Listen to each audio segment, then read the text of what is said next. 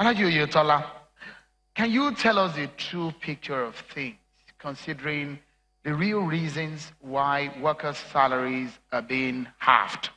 Several workers in Osun State go home with half salaries, some with none. What are the real reasons? Well, yeah, thank you. I think there's a misconception. We don't pay half salary. We pay modulated salary. Let me explain. Levels 1 to 7 have full salary. We're not owing anybody on levels 1 to 7. Levels 8 to 10 now earn 75%. It's only 12 and above that earns 50%. And like I said, when there was economic downturn, it was a joint decision between the workers, the government. There was a committee that was set up, the Asansumanu Committee, as a chairman, where we resolved that rather than laying off workers, we believe the situation we find ourselves is temporary. Let every worker still be on the payroll and hand what is available. There's a committee that now sits on what comes in from both the federal allocation and the IGR in such a way that it is allocated on the basis of what's available, and we give priority to payment of salary and pensioners. So it is not a question of half salary or true. But having said that, I believe the issue of loan is not necessarily a function of inability to pay salary. No. The loan we obtained has to do with infrastructure. You can't use that money to pay salary anyway. If you do that, there will be an infraction. So we should get it right. No, money was not diverted for the issues of loan, Oyetola. I'm talking about, there seems to be some confusion from the people of Osun State as to how much you get from FAC, federal allocation, how much you generate as IGR, and the reason why, and a lot of people who understand how much is the wage bill per month.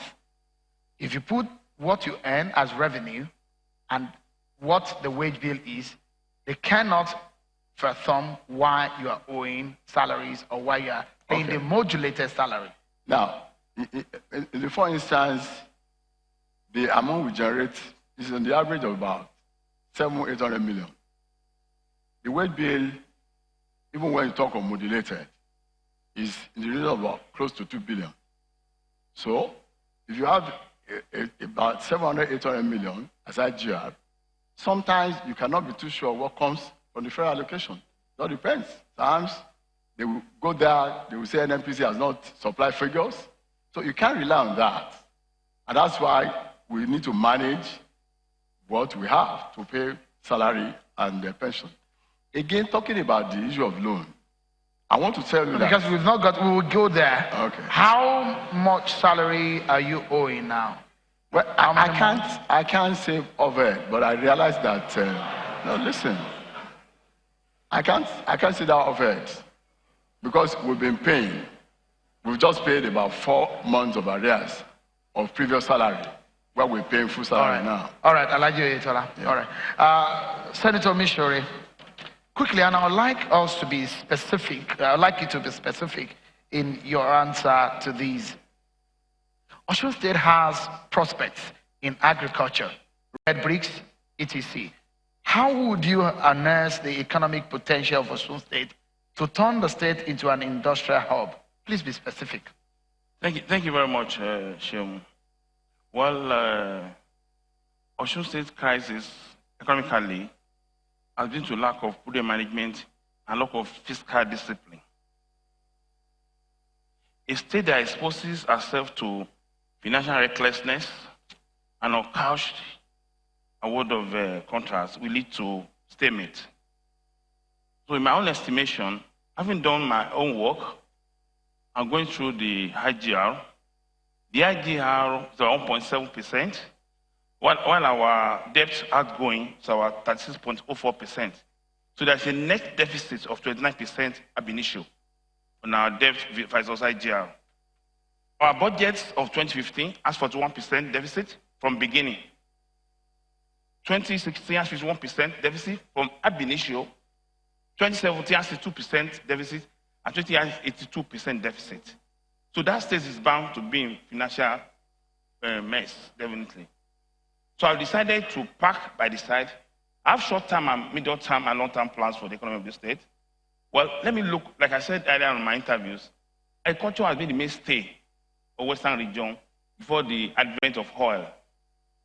You recall that in those days, while we were exporting agricultural products, we were making money and we were paying salaries, things were going on very well. We have farm settlements, we have farm produce, we have trade produces. Some of them are cancelled now.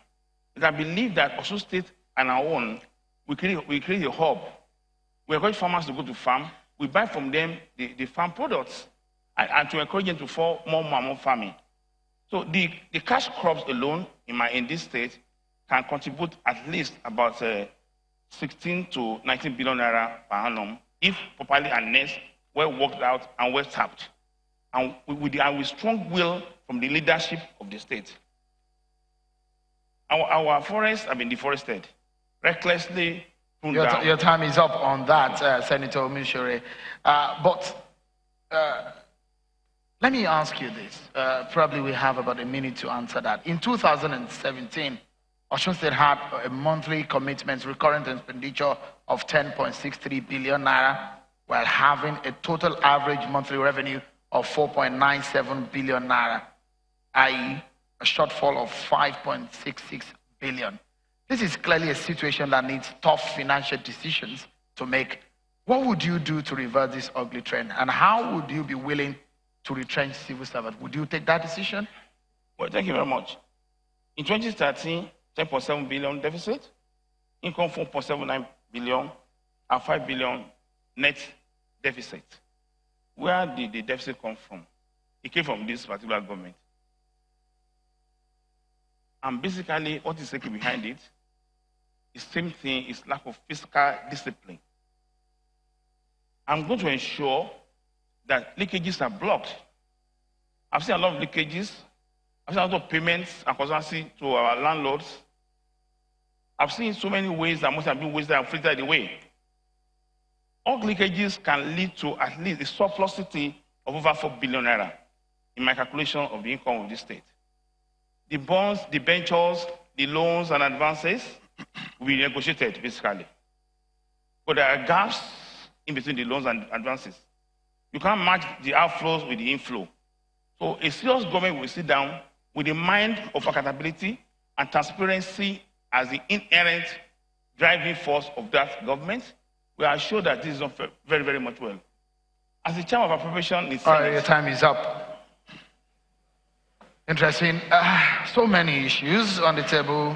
How to create jobs, the issues of infrastructure. But we need to take a break now. And when we come back, we'll chew on some of these other issues. Don't go anywhere. Join us again, everyone.